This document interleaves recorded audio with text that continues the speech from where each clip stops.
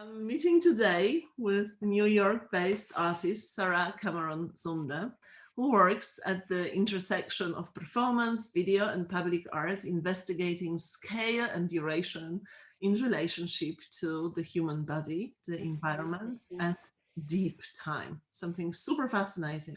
Sarah's series of 9 site-specific performances and video works, 36.5, a durational performance with the sea that she started in 2013 and it runs up until now, has been created with communities around the world, including the Netherlands, Bangladesh, Brazil, and Kenya. Sarah is also this year's Guggenheim Fellow, a fellowship which will allow her to complete the series in in New Zealand and also in New York City. The last project probably of the series she just mentioned to me in a conversation. So I will not be able to enumerate your multiple projects and exhibitions for which you received many prizes and grants, but I will just say that your current interdisciplinary practice is informed by over 18 years of making theater as a deviser, director, translator, and producer. And you are just a very, very long time practicing also performance artist. And this is what leads me to ask the two questions, Sarah. Can performance be conserved, right? If so, how? And if not, why? And the second question I'm asking right now, but we can kind of come back to this later. What does it actually mean to conserve performance? Yes. Great questions. Thank you, Hanna.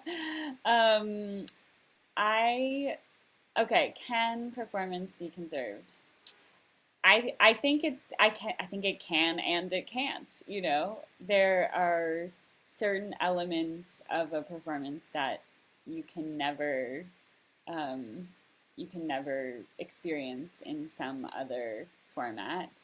And there's um, for example, like the actual liveness, the body, like being in space and proximity to the event that is taking place.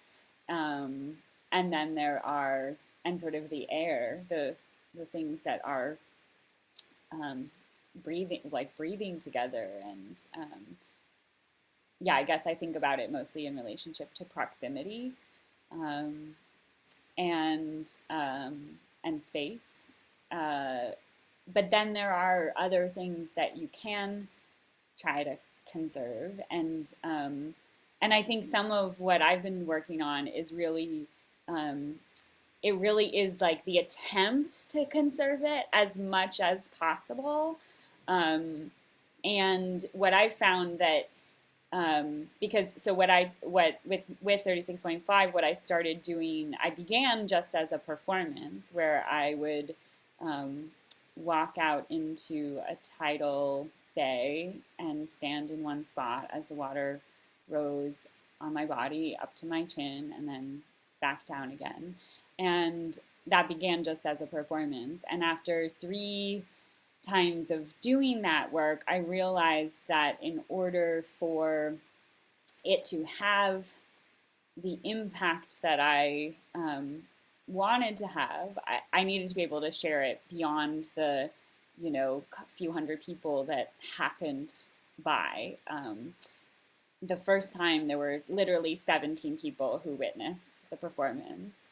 The second time there were probably, I don't know, there were lots of people on the shore, but then there were probably maybe like 150 to 200 who sort of paid attention.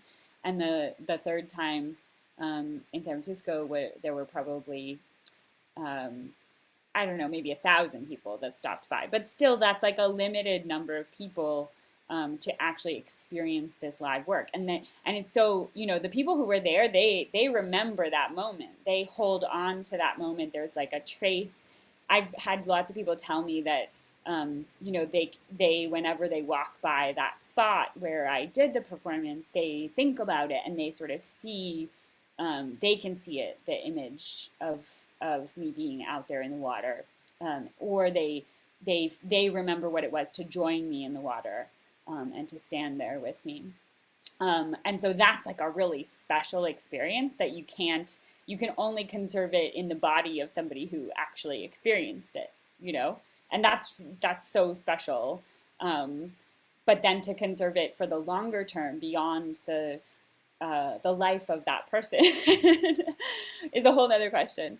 And what I ended up doing, in order to, I think, try to tackle this question from another angle, was in when I did the performance, in the Netherlands, was the first time where I decided to film the entire thing in real time, as a way of trying to hold on to that moment, of trying to see if I could translate the performance into a video artwork that would conserve it in a way, and be able to reach more people, and be shown in a gallery space. We had in the Netherlands, we had an exhibition set up so that, it was going to be. I committed to actually showing the work 10 days after the performance as a way of just being like, okay, this will happen somehow or another. It will happen. And what I learned was that, yeah, it was. So I do think it's possible to hold on to some elements, and my goal with, and now I continue to do that. So now I always film it in real time, and then I turn it into this durational video work that's the same length as the performance. So it's usually, between 12 and 13 hours. So it becomes like a video artwork that's 12 hours 46 minutes, or 12 hours 21 minutes, and then that can live, in a different way, in an art space, moving forward. And sometimes I project that on buildings. Sometimes I show it in a museum. But it does have like a life beyond the actual live moment of the performance. And yeah, and like I was telling you before, my I've also found that it's interesting. I try to really think about that, making that video artwork as I'm making a video artwork at the same time as I'm making a performance. It's not just documentation of the performance, because I feel like that, diminishes it in a way. But it is like a simultaneous work that is created, together. So on one day I make this huge performance work and I make this huge video artwork, and it has to happen on the same day because they are so intertwined.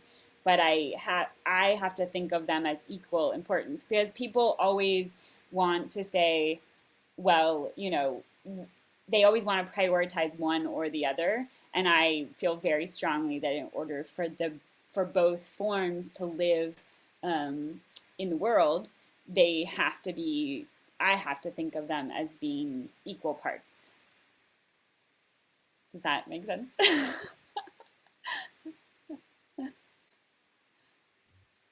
Absolutely, Sarah. I'm listening, and I'm very, kind of impressed by these thoughts. But I mean, can performance be conserved in terms of the very act? Is the question also, that perhaps could be divided from the question whether, a work of art, which is a video recording, can be conserved? Because I think that this operates, on, yeah, to an extent, on a similar and yet very different registers. Now you have this career, a videotape or something else that carries, the video work, but then you have a body, a living body, which is a career in a way of performance. I mean, I have been thinking about this, how in some ways my body is the archive of this work. And because I'm the only body that's experienced um, every act, right? And I don't know. I don't know how to conserve it beyond just like knowing that it's living in my body. um, I've been, and I would actually like to engage in that further. Like I've been thinking about how I could, I don't know how to write things down, but words don't actually feel adequate. Mhm. Words feel really limiting in terms of that archive. Um, it is like, but there are sensations like when I step into water in preparing for one of to do this work somewhere, I always have um, I have this like bodily memory that happens where I remember um, sometimes in my mind, but more just in my the sensation of standing in water, where I feel like I, the different bodies of the world are connected through this like singular act of me just spending this much time in them, standing still and listening. Um, and I don't, yeah, I don't know. I mean, the work also becomes so much beyond that one act of performance. There's also like the many weeks and months and years of preparation that is part of the performance that again is only something that I'm sort of privy to the entire event of it. And and I've been thinking about, I guess, how to share that part of the process also with the world. But then, yeah, it becomes like, well, there, you know, whatever. Our entire lives could be archived, and like, how do you distinguish what is an important um, thing to be shared or to be conserved in this yeah in this world.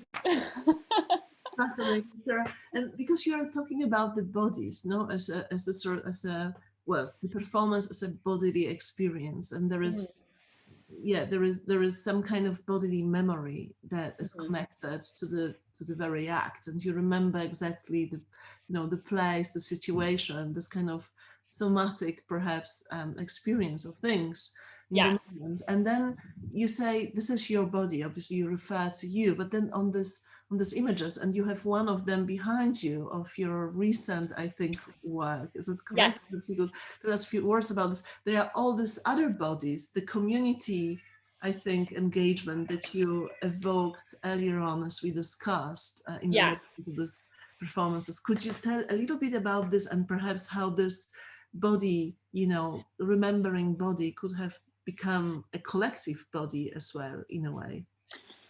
Yeah, well, that's kind of my hope is that we become a collective body, you know. So this image is from Aotearoa, New Zealand, and it's not the actual performance, but it's one of the preparatory shots. So this was like the promotional shot we were using. And I'm standing there in my orange jacket. So it's not the actual dress of the performance, but it's my sort of test jacket. And then with my two Maori collaborators, Amiria and Nettie, and um, and Nettie or Amiria was actually going to stand with me for the full title cycle for the first time. She was very clear as soon as she heard about it. She was like, "I have to be your guide. I will do this with you," and that was an amazing thing because nobody has ever engaged in the whole event with me.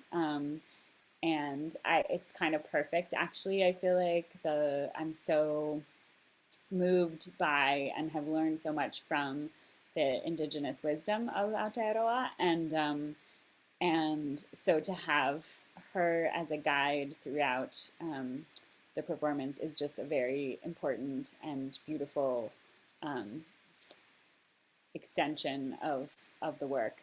Um, and I guess I hope, yeah, I think the reason that um, I mean, when I first did it, the first time I did this performance, which was a very sort of spontaneous, poetic response to Hurricane Sandy hitting New York City.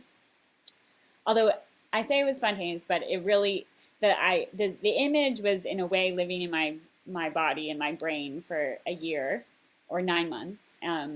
After Sandy hit, I had this image of a little artist running around New York City trying to make ends meet, and the city's just like sinking beneath her feet, and she doesn't realize it until it's too late. And so that was the image I was working on creating in another project. And then I was in Maine and sort of had this epiphany that, oh, the tides can be a metaphor for environmental change.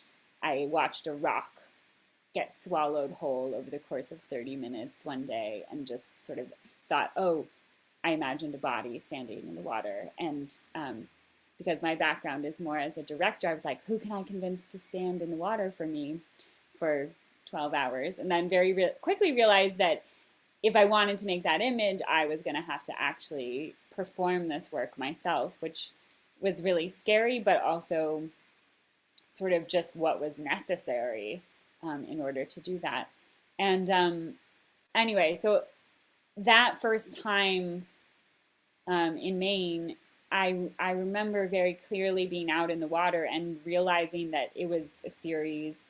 It was like the hardest thing I've ever done, for sure. But I thought if I make it through this moment and I don't give up, this will become a series of works, and I want to know what people on the other side of the planet are thinking about in relationship to these questions of sea level rise and climate change. And I want to so I will figure out how to do this around the world and let it grow.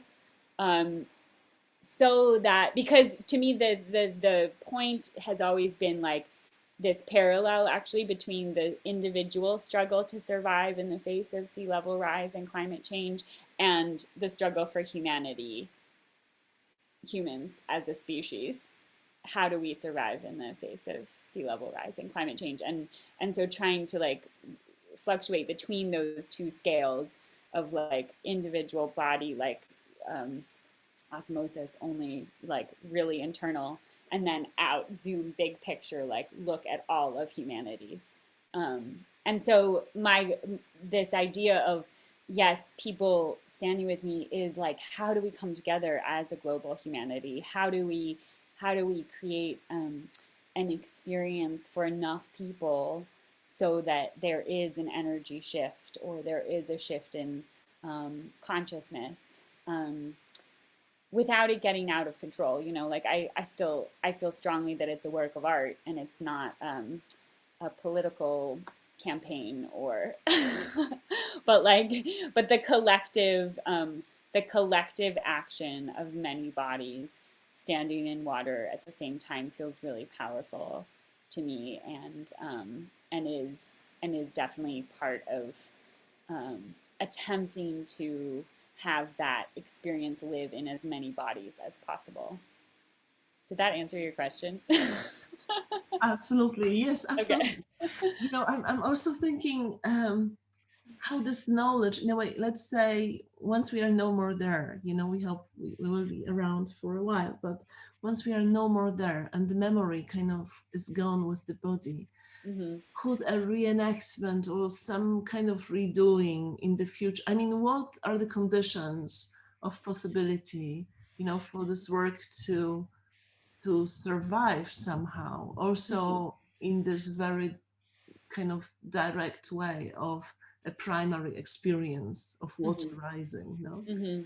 On another level, just not to forget this one, but on another level, I love how your work actually resonates with many aspects of conservation. There is, environmental conservation, thinking about the survival survival of species, but then environmental conservation and the kind of trying to mediate and to convey the very act of performance in different media, which you call yourself, independent works, and Hmm. yet they do kind of encapsulate a little bit the work that Hmm. you have done as an event, no? Hmm. Hmm. Um, yeah, but yeah, perhaps you could talk a little bit about this. Yeah, I think that I am trying to figure out sort of after, because I've done 7 works in the series, and I will do 2 more. I will finish Aotearoa, and then I will, and I'm in the process of building the New York work, which will happen in 2022. Mhm. It's now a long, slow process because of the pandemic. And I have been thinking about what happens beyond this moment because I think a lot of people sort of assume that I'll just keep doing this. But it is hard on the body. And I feel like I've always thought, okay, I'm going to go and learn what I can from all these different places and water bodies and people around the world. And then I'm going to come back to New York and attempt to sort of share that knowledge with my community here in some way. And then I'll be done. The series will be complete. I can't keep doing it. It feels like the arc is clear for me, you know. But I do feel like I want the project to find a way to live on. And so part of that is through the video works, of course, that, you know, you can experience it in real time to a limited degree. But then also trying to figure out how there could be, I guess I'm thinking of like a set of instructions or some sort of way that I can set it up so that it could be done beyond my body, you know, into the future. Um, I would love, I would love for that to happen. I haven't figured it out yet, and I feel like over the course of the next couple years, I will kind of think more deeply about that. I have done a few engagement things. So like when I show the video work, I've sent along a few things to that audience or people could do, but it does kind of requires it requires a lot to decide um, to go stand in the water for a full tidal cycle. But I think that people can engage with it by, even if you go and you stand in the water for an hour and you pay attention to the water level changing on your body, you experience something of the work. Maybe it's different than when you do it as part of, like, on the same moment at the same time when it's happening, in relationship to the performances that I'm doing. But I think there's a way that it can translate into the future for other people to experience on their own. I say instructions. I think instructions are something I think I'm also searching for something even beyond that, because instructions feel, you know, so pat, or, you know, like, will people actually do them? I don't know. There's so I think there's a way that it can live on beyond that moment. I'm not sure yet what it is. This is fascinating, Sarah. Thank you so much. Yeah. I mean, so just perhaps to kind of conclude, Yeah. for you, performance is conservable, right? What does it mean that performance is conservable, really? What does it mean to conserve performance? Oh, it's such a good question. That's why you're doing this whole thing. It's so I mean, I really think it is and it isn't. It's like, um I don't I yeah, I think there's two sides to that the coin. It's conservable to a certain extent, and the attempt to conserve it is always like, it's always going to be an act of like moving towards infinity, you know, because we can get close, but we can never get actually there. But the attempt is what's important, you know, and the attempt is creates opportunity for different ways of seeing, and is, I've realized, is really critical. You know, a lot of my early works I didn't document at all, and there's no record of them. And I'm like, did they happen? I mean, I sort of know that they happened, but also as I get older, I don't even remember. So so I think my moving towards visual art performance in some ways is about kind of finding ways of doing this and holding and holding on to, or finding ways that the work can live beyond that one particular moment. So yeah, it's like moving towards infinity. That's going to be my thesis on the on the question. This is amazing. And perhaps it is not, I know we actually exhausted our 2 question kind of container, but I know that you have this amazing experience as a theater director and, someone coming from or perhaps even merging 2 entirely different traditions. The Mhm. one, coming from theater and also traditional theater, where repetition or kind of thinking about a script or a text that underlies a theatrical performance, Mhm. no, is something entirely different than a performance coming from visual art perspective. Yeah, I mean, the themes are all for me, the even though my work is vastly different now than it was when I began my career in the more traditional theater, I feel like the themes are still very connected that I'm working with. I'm thinking about time and the expansion and contraction of time is something that has always been part of my bodies of work. How time expands and contracts into like a precise moment, um, and how that gets played with in a performance space.